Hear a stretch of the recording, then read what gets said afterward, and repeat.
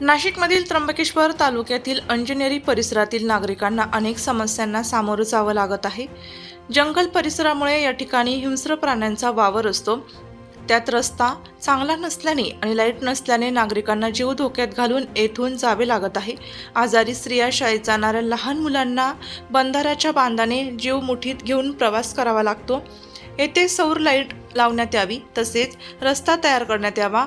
पर्यटकांच्या सुरक्षेसाठी जीवरक्षकांची नेमणूक करण्यात यावी, अशी मागणी नागरिकांकडून करण्यात येत आहे। अंजनेरी परिसरात राहतो धरणाका आमच्याकडे यायला जायला रस्ता नाही आणि बिबट्याचं वावर आहे बिबट्याचा वावर आहे आणि लाईट आणि रस्त्याची सोय करावी। लाईट आणि रस्त्याची सोय करून द्या विनंती ग्रामपंचायतीकडे। नाशिक लोकशाहीसाठी त्र्यंबकेश्वर व्यवस्थापक अरुण शिंदे, नाशिक।